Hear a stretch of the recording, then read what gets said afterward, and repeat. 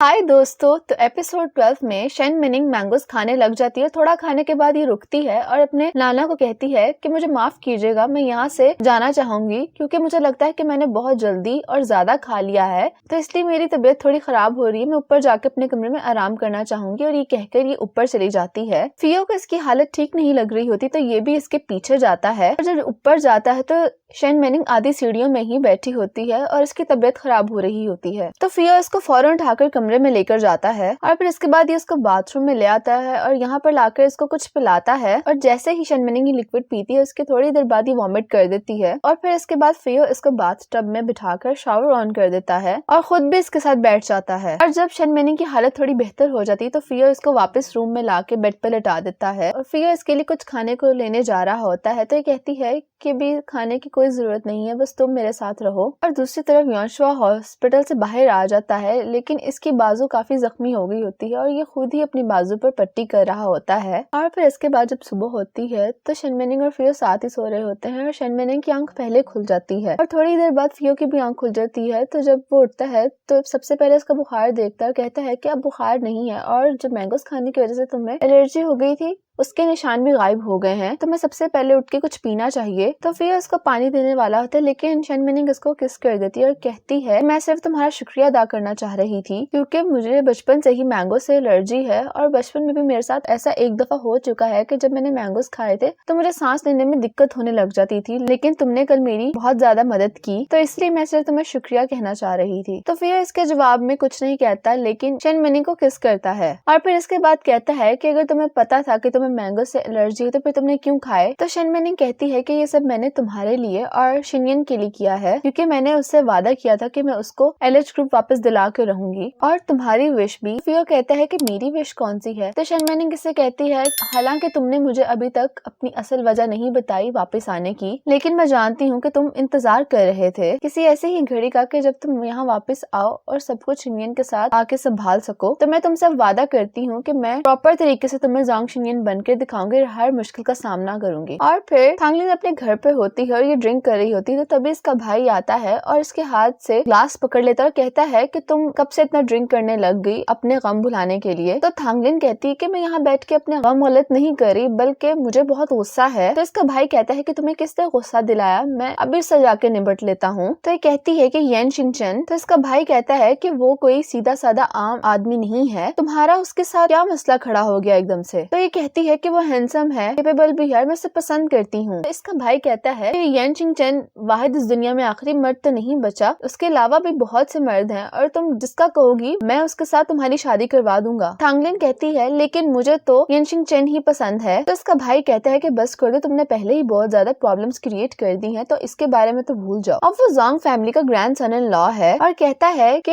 हमारे उनके साथ तो बिजनेस टर्म्स भी नहीं अच्छे, तो मैं उनके साथ कोई रिश्तेदारी निभाना नहीं चाहता। और दूसरी बात ये कि मुझे दूसरों की फैमिलीज को तबाह करने का कोई शौक नहीं है। तो थांगलिन कहती है कि क्या हो अगर वो जांग फैमिली का ग्रैंड सन इन लॉ ना हो, क्या पता जांग फैमिली की कोई ग्रैंड डॉटर ही ना हो। और ये अपने भाई को सारी कहानी बता देती है कि शेन मिनिंग शिनयन की जगह पे आई हुई है, वो असली शिनयन नहीं है। और कहती है कि मुझ पे यकीन करो, मैं उसकी इसलिए सबके सामने ले आऊंगी और यंग शिनचन को भी अपनी तरफ करके एलिस स्टार को भी अपने हाथों में ले लूंगी। तो इसका भाई कहता है कि तुम हमेशा एक बात तो लाजमन तौर पर याद रखना कि तुम मेरी बहन हो, और ये बात भी कि मैंने तुम्हें बचपन से लेके अब तक तुम्हें क्या सिखाया है और क्या रूल्स बताए हैं तुम्हें जिंदगी के और बिजनेस के, तुम क्या करती हो क्या नहीं, लेकिन उस सब की एक बॉटम लाइन तो जरूर होनी चाहिए। तो थांगलिन कहती है कि मुझे समझ आ गई है, तुम्हें अब इतना लेक्चर देने की जरूरत नहीं है। और यहाँ दूसरी तरफ फियो के घर पर लिन वफैन को बंद करके रखा होता है और इसकी निगरानी के लिए फंक्शन यहाँ पे मौजूद होता है। लिन वफैन ऐसे कहता है कि मुझे यहाँ से जाने दो, मुझे यहाँ पे तुमने क्यों कैद करके रखा हुआ है। तो फंक्शन इस बात को इग्नोर करता है, कहता है कि देखो हमारे बॉस कितने काइंड हैं, उनको तुम्हारा कितना ख्याल है और उन्होंने स्पेशली तौर पर तुम्हारे लिए खाना भिजवाया है। तो लिन वफैन कहता है कि मैं उनकी ये रहम दिली को बहुत अप्रिशिएट करता हूँ, लेकिन मुझे इस वक्त यहाँ से जाना होगा। तो फंक्शन कहता है कि तुम्हें इतना पोलाइट नहीं होना चाहिए और अगर तुम यहाँ से बार बार जाने का कहते रहोगे तो मेरे बॉस ये समझेंगे कि मैं तुम्हें सही तरह ट्रीट नहीं कर रहा। और कहता है कि जो दरवाजे पे लॉक वो एक इलेक्ट्रॉनिक लॉक है, तुम आसानी से बाहर नहीं जा सकते। और दूसरी तरफ फियो थांगलिन से मिलने के लिए जाता है। तो जब ये दोनों मिलते हैं तो थांगलिन पहली बात ही सही करती है कि येन शिनचन मैं तुम्हें पसंद करती हूँ। तो इसके जवाब में फियो कहता है कि मुझे लियोगांग ग्रुप की जो डॉटर है पसंद करती है, तो क्या इस बात पे मुझे अपने आप को खुशकिस्मत समझना चाहिए या बदकिस्मत। तो थांगलिन इसके जवाब में कहती है कि तुम्हारी मंगनी एलएच ग्रुप की ग्रैंड डॉटर से हुई है, तो क्या इस बात पे मुझे खुद को खुशकिस्मत समझना चाहिए बदकिस्मत। और इस सवाल का सही जवाब तो ये होगा कि जो एलएच ग्रुप की ग्रैंड डॉटर है जो हम सबके सामने है, वो क्या वो असली है या नकली। तो फियो कहता है कि तुम्हारा जो सवाल है वो खुद एक स्टेटमेंट है, तो क्या मुझे इसका जवाब देना चाहिए या नहीं। तो थांगलिन इसको कहती है कि आखिर तुम्हारे साथ मसला क्या है और तुम्हें क्या लगता है कि हर चीज तुम्हारे अंडर कंट्रोल है। और ये कहती है कि इससे फर्क नहीं पड़ता कि मैं क्या करती हूँ क्या कहती हूँ, लेकिन क्या तुम जरा भी सरप्राइज और डरोगे नहीं। तो फियो कहता है कि हाँ ऐसा यकीनन कुछ है जिससे मैं डरता हूँ। और दूसरी तरफ लिन वोफेन सारी बात फ्रेंकशिन को बता देता है कि इस तरह शेन मेनिंग के बारे में थांगलिन भी जानती है और मुझे भी काफी हद तक उसके बारे में मालूम है। और उसने भी थोड़ी देर पहले मुझे कॉल की थी और उसने मुझे बताया है कि उसके पास कुछ ऐसा है जिससे वो प्रूफ कर सकती है कि जो हमारे सामने है वो असली शिनयन नहीं है, इसलिए तो मुझे यहाँ से जाने दो, नहीं तो बहुत बड़ा मसला हो जाएगा। और इसने अपने हाथ में जोंग शिनयन का डेथ सर्टिफिकेट पकड़ा होता है और ये टेबल पर रखती है। फियो भी इस पे फौरन हाथ रख लेता है और कहता है कि तुम्हारी हिम्मत कैसे हुई कि तुमने जोंग शिनयन को हाथ भी लगाया। तो कहती है कि अच्छा अब मुझे मालूम हुआ कि तुम्हारी जो कमजोरी है वो शिनयन है। और तभी वहाँ से शेन मेनिंग चलकर आ रही होती है। तो थांगलिन कहती है कि यही तुम्हारी शिनयन नहीं है और कहती है कि यान शिनचेन तुम आखिर कौन हो और तुम जोंग फैमिली में क्यों आए हो, आखिर तुम्हारा मकसद क्या है। तो फियो इसको कहता है कि तुम्हारा इससे क्या लेना देना है और तुम क्यों जानना चाहती, और कहता है कि तुम जो भी करना चाहती तुम कर लो, मैं तुमसे डरता नहीं हूँ। और दूसरी तरफ से नाना, उसकी मदर और शेन मेनिंग के फादर चल के आ रहे होते हैं। तभी शेन मेनिंग के फादर को कॉल आती है हॉस्पिटल से और बताया जाता है कि शेन मेनिंग का एक्सीडेंट हो गया और उसकी कंडीशन काफी क्रिटिकल है और ये कॉल इटली से आई होती है। तो नाना कहती है कि ऐसा कैसे हो सकता है कि आपके पास शेन मेनिंग का इंटरनेशनल नंबर अगर है तो आप उसको फौरन कॉल करें। और तभी शेन मेनिंग को कॉल आ जाती है उसके फादर की और ये जैसे ही कॉल रिसीव करती है ये अपने फादर को टैक्सी में जाते हुए बिल्कुल करीब से देख लेती है। और टैक्सी में जो ड्राइवर बैठा होता है वो बिल्कुल वही ड्राइवर होता है जिसका इसके साथ इटली में भी सामना हुआ था और ये इसको पहचान लेती है और इसको याद पड़ता है कि ये वही आदमी है जिसने इसको इटली में किडनैप किया था शिनयन समझकर। और नाना इसको देख लेती है और कहती है कि ये तो अन्या नहीं है। और यहाँ दूसरी तरफ थांगलिन ने फियो की जान खाई होती है, बार बार इससे सवाल कर रही होती है कि सच क्या है मुझे बताओ, लेकिन फियो इसको इग्नोर करके वहां से चला जाता है क्योंकि इसके सामने अब एक नई प्रॉब्लम आ गई होती है जिसको इसने सॉर्ट आउट करना है। और शेन मेनिंग फौरन से इस टैक्सी के सामने आ जाती है जिसमें इसके डैड और बाकी लोग बैठे होते हैं। तभी फियो आता है और उसको सामने से हटाकर साइड पे कर देता है। और दूसरी तरफ से थांगलिन का भाई आता है और आते ही थांगलिन के मुंह पे थप्पड़ देता है। और दूसरी तरफ हर जगह न्यूज में एक खबर आ रही होती है कि जो वाइस सीईओ यान शिनचेन है एक्चुअल में उसका नाम यान यी है और वो चेयरमैन जोंग जंगान के ग्रैंडसन है जो कि 17 साल पहले कहीं खो गया था। और अब यान यी अपना असली नाम इस्तेमाल करके एलएस स्टार को टेक ओवर करेगा और एलएस स्टार का न्यू सीईओ भी बन जाएगा। और यहाँ शेन मेनिंग बेहोश हुई होती है और यहीं पर एपिसोड 12 खत्म हो जाती है।